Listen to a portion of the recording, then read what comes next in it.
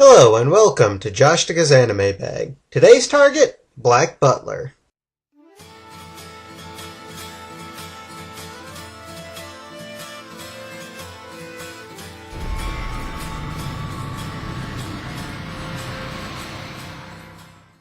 Do you think one who was among the faithful would ever go so far as to summon someone like you?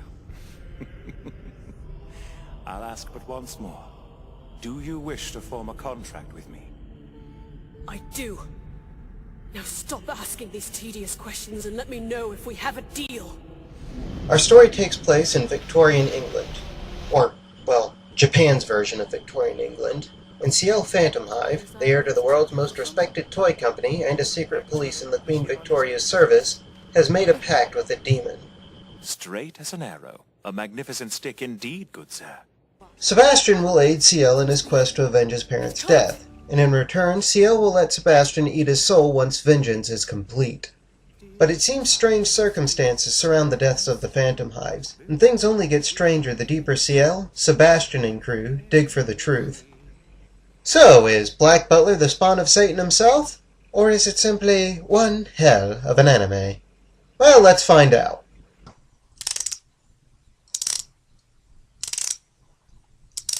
The art and animation in Black Butler isn't the best, but it certainly isn't bad. Movement isn't usually the most fluid, but the animators do know to go a bit more budget-heavy during action beats and more important scenes. Character design is, well, more focused on being pretty than anything else. But hey, characters are still distinct and memorable, so again, not the best, but certainly not bad. As far as the design goes, Black Butler is pretty much the opposite of Le Chevalier d'Eon. It's more concerned with the fantasies we have of this era, the posh gentlemen, the fancy frills, and the elaborately gilded mansions, than it is with the actual reality of history. However, it's not like it's trying to be dishonest about that, and hey, a little fantasy never killed anybody. Another thing I noticed about the aesthetic is that the character's clothing seems to be color-coded. I don't know why, maybe it's supposed to be symbolic, but for the life of me I can't figure it out. Well, aside from Sebastian, who should be obvious, and Lady Red, who they make obvious. Voice acting is pretty good, especially if you love British accents, and the soundtrack is pretty good too, especially the second ending theme.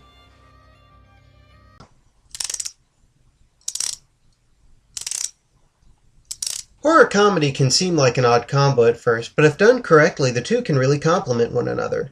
Basically, if your show is all horror all the time, you risk your audience getting used to the feeling and losing your edge. Like how people who are in the dark for prolonged periods of time have their eyes adjust to it. Introducing comedy into the mix can lull the audience into a false sense of security, making the horror hit harder. Inversely, the horror can make the audience appreciate the comedy more as an escape from the feeling of fear. A great example of this would be the 2015 movie Krampus. Seriously, if you're a horror fan, watch that movie. So, does Black Butler understand this balance? Sometimes. With humor and horror, timing is everything. Being able to pace out the scares and the laughs is necessary to keep both equally effective. Black Butler's main problem is that it often tries to insert an odd joke during an anxious or scary scene, which just completely wrecks the tension the show built so carefully. That's not to say they always fail the landing, though. Some parts of the show are dripping with the horror for what's to come, but we'll get to that. To sum up, for every effective horror scene, there are at least two that almost made it, but completely fell flat on its face because some side character decided that acting derpy was more important than the plot-relevant stuff at hand. Stupid, useless mongrel!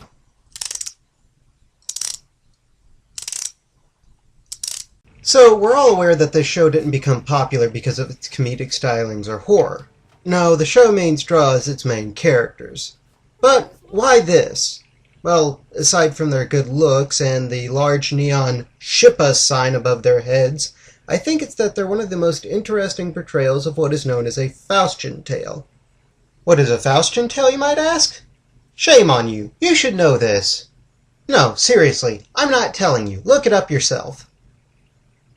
Fine, I'll educate you. Darn American education system.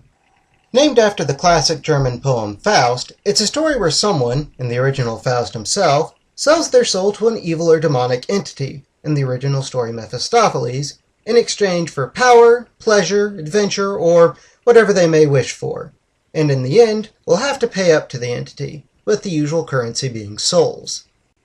Black Butler, in my opinion, does a great job with this format, casting Ciel as Faust and Sebastian as Mephistopheles. One thing that makes Ciel an interesting Faust to me is that, unlike the original, Ciel is a character that is full of passion, and not just for his quest for vengeance. Through his interaction with the other characters, we see that he does care about other people, despite insisting that he views them as pawns, and wants to do right by them. Sebastian, however, constantly hovers over his shoulder as a reminder of what following through with his plans will cost him. Sebastian, as Mephistopheles, may seem like he dotes on his master, but we see multiple times that he looks forward to nothing more than the day he gets to take Ciel's soul. One complaint I often hear about Sebastian is that he's an invincible protagonist, and that his scenes have no tension since he can work his way out of anything. However, we know that Sebastian will eventually turn on Ciel, and every impossible victory just shows that Ciel has very few, if any, third options, adding to a sense of impending doom, a feeling all Faustian tales rely on. Unfortunately, none of the other characters, aside from Aberline, come close to this level of depth, mostly just sticking to their cache of quirks and running jokes in place of any actual character development. The exception would be episode 21, where the servants of House Phantomhive get some backstory, but by then it's too little too late. They're not bad per se, well, except one, but we'll get to that, but in the end it felt like they were there just to spout stock jokes and to have Ciel react to them.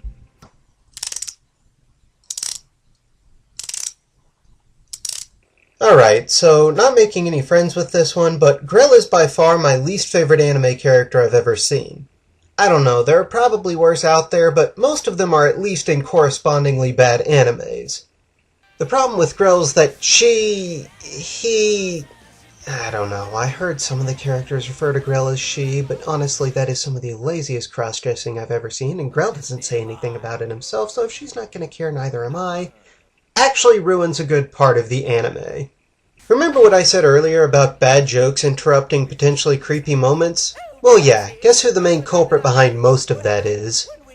Add to that a grating voice, annoying spastic mannerisms, and no real redeeming qualities, and you get a character that makes me want to bang my head against a wall every time he appears on screen.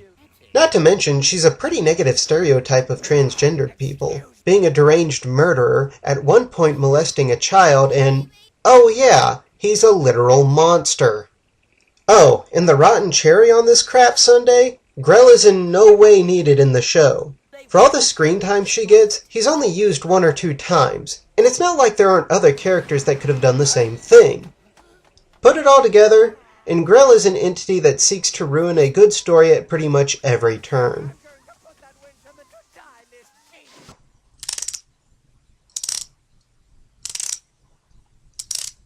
In the end, Black Butler has a steady core, but not much flesh surrounding it. It had all the tools it needed, but every time I watch it, all I can see is places where it just missed going from good to great. Still, while it may not be a masterpiece, it's still a good watch I would definitely recommend. Also, I didn't go in depth for fear of spoilers, but the ending is almost perfect for the story. So, for being an anime that's not quite worth my soul, but certainly worth the $30 I paid for it, I give Black Butler 2.5 stars out of 4. So, good night, and hey, stay awesome.